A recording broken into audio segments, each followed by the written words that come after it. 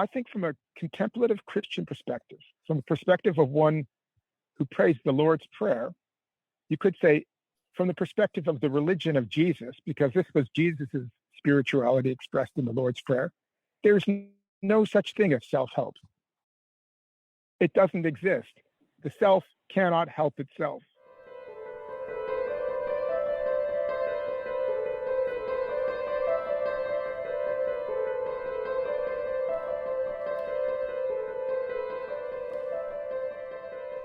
So I've been thinking about this question that keeps coming back concerning the Lord's Prayer. You raised the question, Jakob, I believe, in one of our dialogues. Don Carveth raised the question as well. And recently, Brian James, in the conversation I had with him on his podcast, raised the question. And it's a question concerning this sentence in the Lord's Prayer where Jesus says, lead us not into temptation.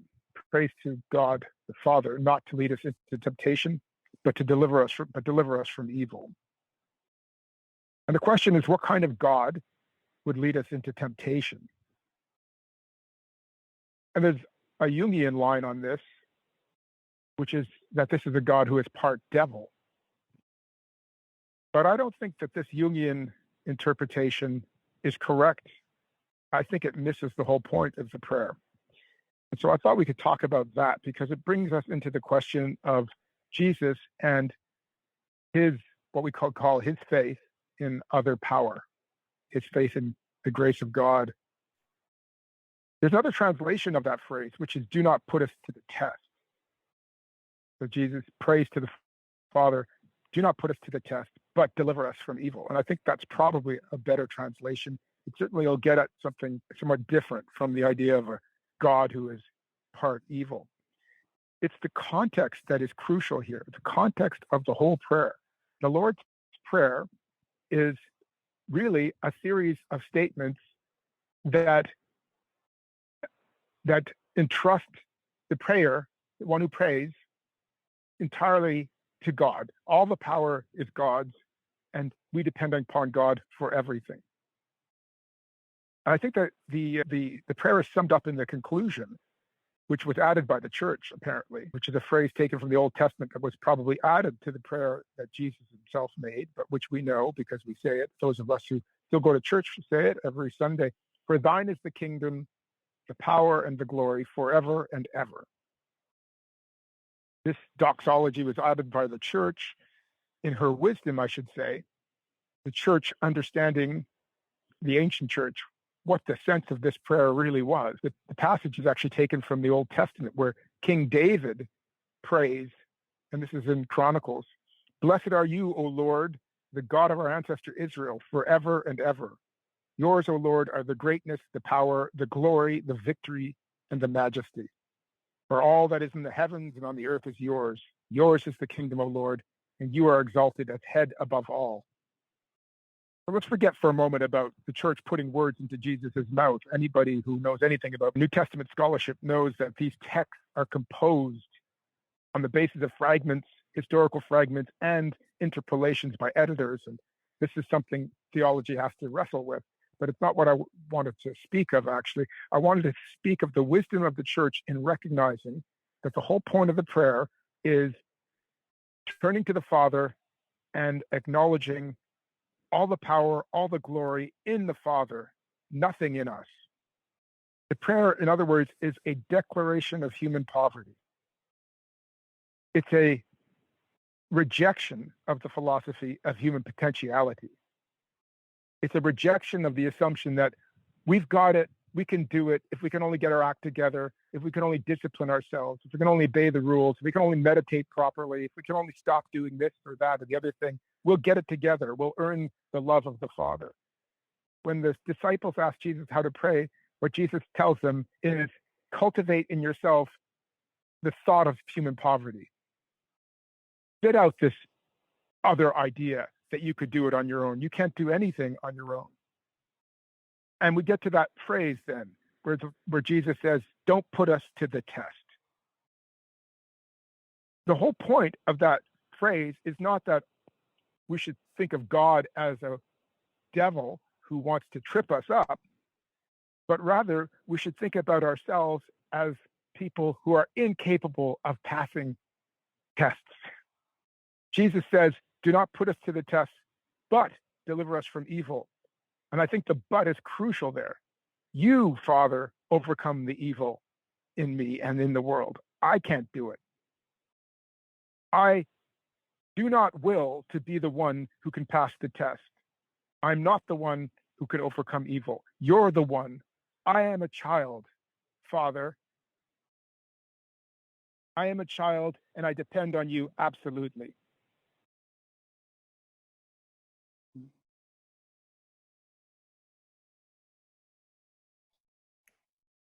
So Jesus abjures in this sentence what Shinran, the Buddhist sage, Japanese Buddhist sage we spoke of, what he calls self-power. Jesus abjures it. He renounces it. He empties himself of any claim to power and entrusts himself absolutely in other power. And he says that this is how we should pray. This is the attitude we should cultivate in our prayer.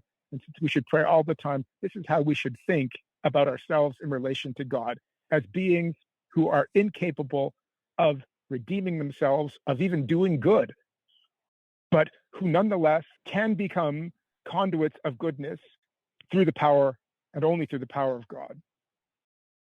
So this got me thinking about self-help and the myth of self-help. At least from a contemplative Christian perspective, self-help is a myth. This is an important point because so much of secular Christianity, secular religion gets caught up with the self-help industry, just as Jungianism has been in some way fused with the self-help industry. Self-help is everywhere. And I think from a contemplative Christian perspective, from the perspective of one who prays the Lord's Prayer, you could say from the perspective of the religion of Jesus, because this was Jesus's spirituality expressed in the Lord's Prayer, there's no such thing as self-help. It doesn't exist. The self cannot help itself. Either we just remain who we were. You know, we could spin this in a very pessimistic way. Schopenhauer speaks of the myth of self-help in the 19th century, although there was no self-help industry, but there was, of course, an Enlightenment philosophy of human betterment and progress, which he thought was complete nonsense. And he spoke about how people have this fantasy that they are developing their personalities and they're changing and improving and getting better and better every day, when in fact, they just end up with the same personality that they started with. Mm.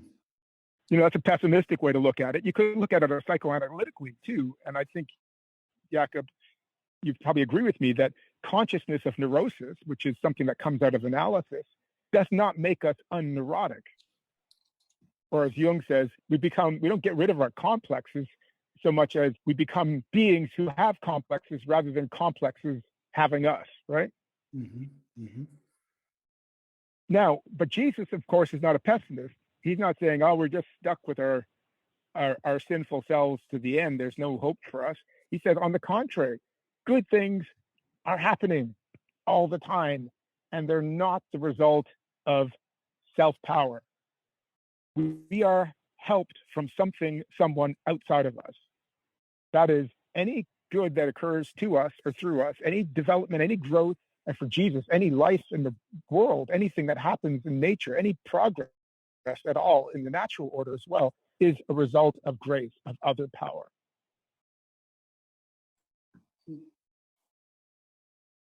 So I think this is hard for us to grasp. I think we are deeply committed to the myth of self-help in our culture, and this is a difficult teaching for us. It's I think the decisive critique of the New Age. There's nothing wrong with the New Age search for a new way of being connected to the universe and to the divine. There's nothing wrong with the New Age quest for wisdom in the traditions of the world. There's nothing even wrong with the New Age agenda of creating your own spiritual path out of a variety of things. All of that is fine and good. But there is something wrong with this New Age self-help industry. We'll never come to know Christ nature, or Buddha nature for that matter, so long as we remain bound up with this myth that the self can help itself and therefore ought to help itself. And the other side of that is that if the self is in trouble, it's its own damn fault. And if you listen to Peterson, that's exactly what he's saying. You know, stand up straight, your shoulders back, do good, slay dragons. I happen to have seen the ad for his some new series. I don't listen to him or watch him anymore, but some new series popped up on my YouTube, and I looked at it, and this is exactly what he was saying. He was saying, you know, slay the dragon, do good. And there was a threat there. The threat is if you're doing poorly, if you're unhappy with yourself, it's your own fault. Get off your arse and fix yourself. Now, there might be people who are sick who need to hear something like that. You know, there's something called ego structure, or sufficient ego structure, which needs to be attended. So this deep teaching of Jesus is not for people who lack sufficient ego structure to be able to negotiate their ordinary lives. But the problem is that this insight of psychotherapy has become a religion, and building ego structure has become the goal of a normal spiritual life. This was already happening in the early Freud movement. As you know, the ego psychology that Anna Freud initiated, where the whole point of analysis was to build up the ego and defend it from the id. But it's especially prevalent in our pop culture.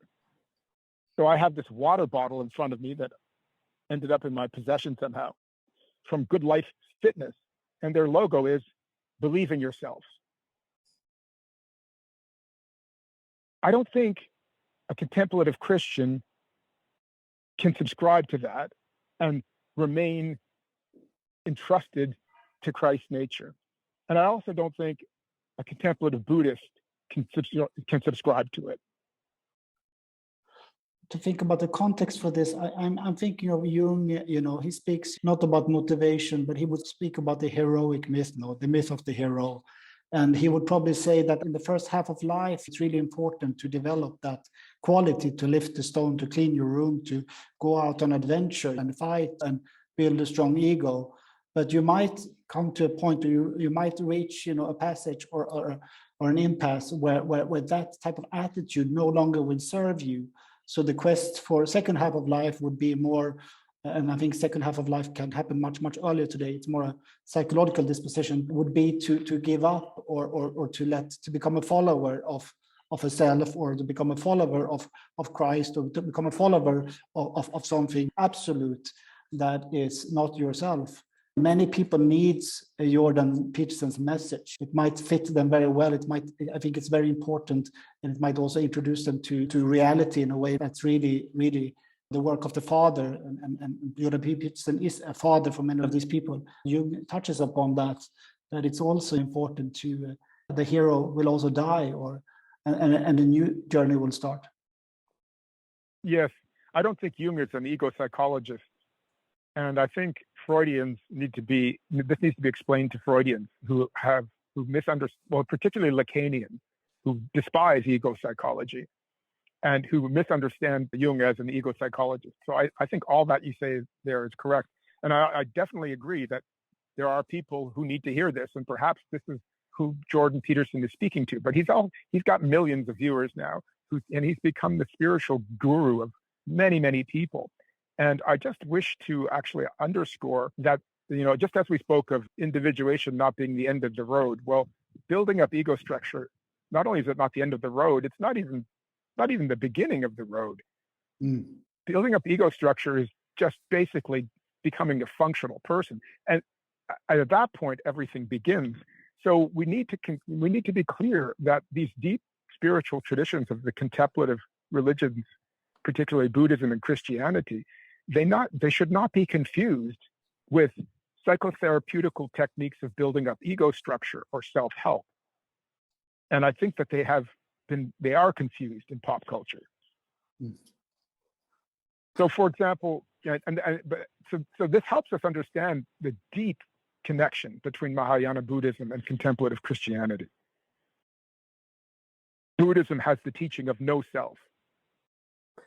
anatta. You've Well, got it's to be also- ready for this deep teaching. It's also the kenotic movement. I mean, this also has to do with kenosis. It's no? it's the kenosis of Philippians. It's the self-emptying. But if we think about the Buddhist figure for a moment of anatta, it was the Buddhist objection to Vedanta. And in Vedanta, there was the doctrine that Atman is Brahman, that the self is divine. And the Buddhist answer was there is no self. Now, I think that this deep teaching of anatta is not for everyone. I think you've got to have sufficient ego structure for this no self teaching. So we need, let's say, psychotherapy, and maybe some of us need Peterson's paternal advice to stand up straight and do good if we don't have sufficient ego structure to practice a contemplative life. But once that's in place, we've got to put that ego in its place, because it too quickly fuses with atomistic individualism. That is the individualism of our degenerate liberalism. And we end up with slogans like believe in yourself. For me, nothing is less worthy of belief than myself. We end up in a completely uncontemplative mode. And what's dangerous about that is that we will become somehow lost. Christ's nature is everywhere, it's ubiquitous, and it's always victorious. But we're not going to enjoy it if we're locked in the myth of self-help. If we're wandering around thinking that it all depends upon us, whether for good or for ill. For example, we can spin this one way. We can say, well, my discipline and my practice is what's going to bring me to the higher consciousness. And you can also spin it the other way and say, my vice, my sin, my perversions, my failures, my imperfections. I'm just such a slob. There's a monkey on your back following you around, making you ashamed of yourself. Both of these are founded on the false assumption that the self is the agent of its own transformation.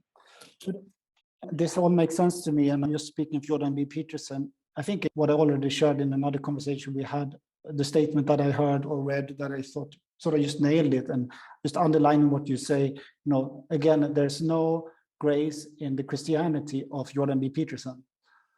Or maybe he's opening up for that. And then you said to me, yes, grace is everywhere. And that's not against him as a person. And it's difficult to talk about grace. Going back to where you started with the Lord's Prayer, maybe I'm going out on deep water here, but I have a sense that there's also this myth going on about why, or I ask you, why does God have to be all good? I'm just saying, I come into Christianity not being raised a Christian through my own journey, through my own analysis. I came in through suffering, I guess I could say. I came into this. I was drawn into this. And to me, having read my Kierkegaard, it's nothing strange that a God would also be a hard teacher, or, the concept of a fear of God, we speak very little of. But it seems like there's the discussion of the love of God, or the problem that people seem to have in understanding that love is not the only sort of quality, or that fear of God. There's a deep tradition around that I wonder if it's important to speak of, not in order like Jung, in order to try to implement a force within the Trinity, or say that Satan is Jesus' brother. I don't believe in that, but I believe in the stories. And I believe in what we spoke about with Carveth. It's in the scripture that God sends the devil. And being someone who read also, besides Kierkegaard, a lot of Luther in the last years, I don't have big difficulties with that.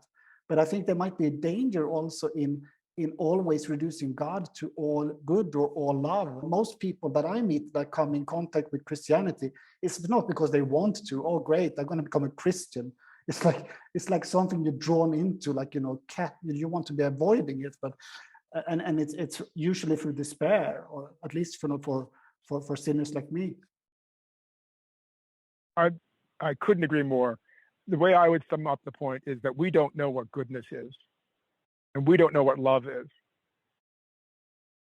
So we can call God good, and we should, but we shouldn't presume that we understand what that means, because this goodness is compatible with the KT extinction event, which wiped out all life on planet Earth. This goodness is compatible with all kinds of atrocities and horrors. So we don't know what it is. And what disturbs me, however, in the way Jung spins this in answer to Job, is that he elevates human judgment above God.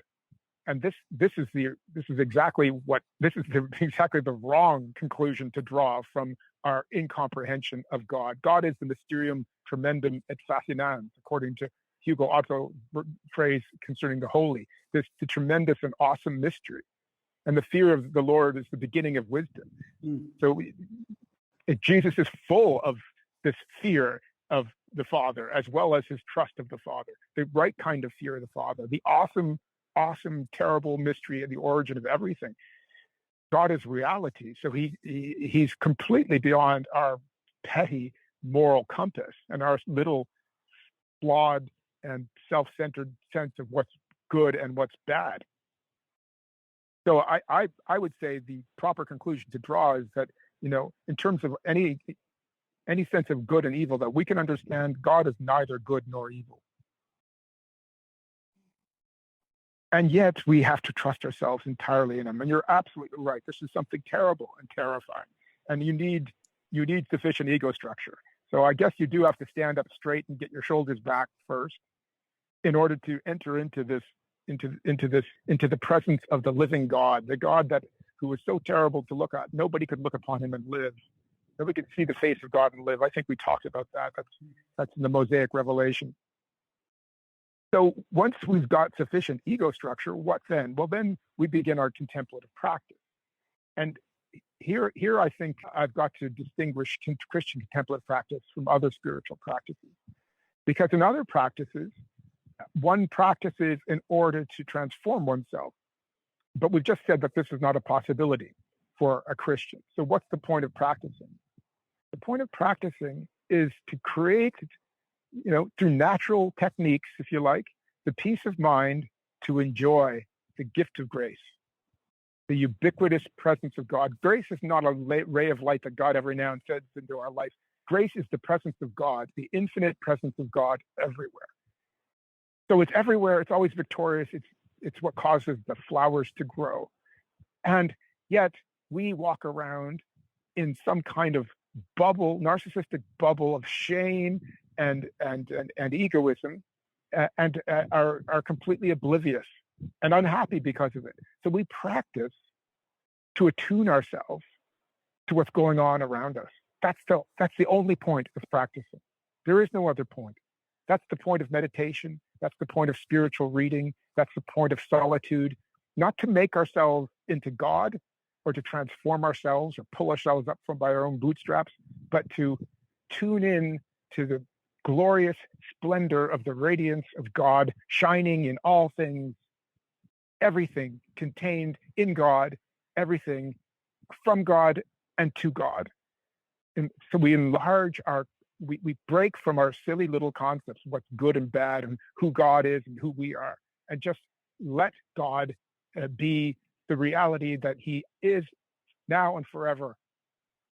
Nothing has changed in reality by this attunement. It's just a question of enjoying the presence of God, which is the reason we were created. We have no other reason to be. We're only here to enjoy the splendor, the bliss, and the beauty of God. That's why we practice. And sometimes through our practice, grace will become particularly effective, but often it has nothing to do with practice.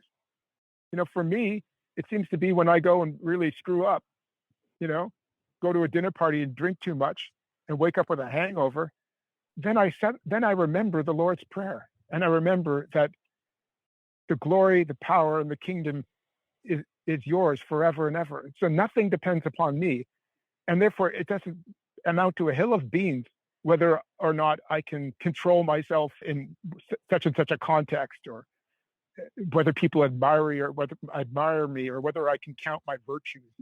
None of that matters at all. Our vices are actually wonderful, wonderful teachers in this regard. And with this thought, the scriptures just open right up. So I'll just toss out a couple passages that I love. Romans 7:19. Listen to what Paul says. The good which I want to do, I fail to do. But what I do is the wrong, which is against my will. And what I do is against my will. Clearly, it's no longer I who am the agent, but sin that has its lodging in me. I cannot do the good thing that I want to do. And Paul doesn't say, so I better get my act together and start meditating and praying and fasting so that I can become, adequate to the good that I want to do. He said, on the contrary, rejoice that you don't have to do it, that you are saved through the power of God to the other power, and none of it has anything to do with you and your ability to transform yourself. If you take that passage and you read it against Galatians, where Paul has this phrase, which I think is an expression of Christian non-duality, Galatians 2:20, I live now, not I, but Christ lives in me. It's an amazing phrase. I live now. So there's the little ego, which has sufficient structure to be able to name itself. I live now, but actually this little ego that I've just named is really not responsible for very much of anything that's going on, because it's not the ground. I live now, not I, but Christ lives in me. Through this miserable little ego, this silly little personality, I'm actually becoming, through the grace of God, a Christ man, a Christ woman.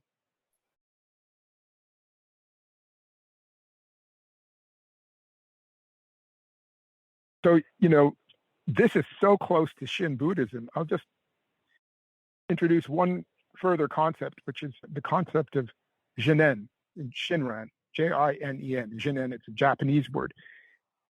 It's like many of these Japanese terms, it's just an overdetermined symbol. It's loaded with meaning.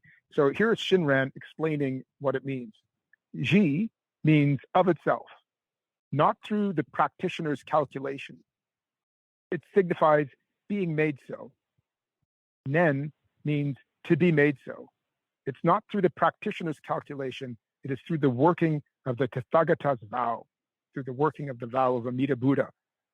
Know, therefore, that in other power, no working is true working. Spiritual people need to hear this over and over again, because we're always falling into self-power. We're always falling into this delusion of thinking that everything, that anything, that something depends upon us being disciplined and following the rule and being nice to people and so on. Nothing depends upon that at all. It's not about loving yourself either. It's not that there's another pop culture distortion of this truth. It's not about loving yourself. It's about becoming the foolish self that you are, which is how Shidvan puts it. Become the foolish self that you are. So the doctrine of anatta in Buddhism doesn't mean that you don't have a silly little ego following you around and tripping you up at dinner parties and becoming deluded by its own fantasy sense of what it can achieve. That's going to be with you forever. And it doesn't need to be removed. It just needs to be recognized as of no consequence. In fact, nothing other than a medium of other power. And as such, something wonderful. So become the foolish self that you are. Praise God for your foolish self, because it is this foolish self that is the medium of the grace of God. God has willed this foolish being into existence so that he can be glorified through it. And so for you to desire something other than the foolish being that you are, is for you to desire something that God doesn't will. In the last episode, or the episode before, we spoke of you were comparing imitatio Christi with the Christ nature. And I'm just wondering then, if all we have to do is to sort of hope to receive grace and empty ourselves, not that that wouldn't be extremely a lot of effort. What is, the example then of Jesus, and what about charity, and what about the other? Isn't there a risk also in this contemplative tradition to completely miss out on all the good that Christianity has created in regards to community and relationship and love? Or it's called quietism, and And it's also something that Paul deals with, because he finds that his teaching has met with this misinterpretation that people are now sinning because grace abounds all the more if they sin. I can do whatever I want. And the Gnostic Christianity got mixed up in this too. And then Paul says, no, that's not what I mean at all.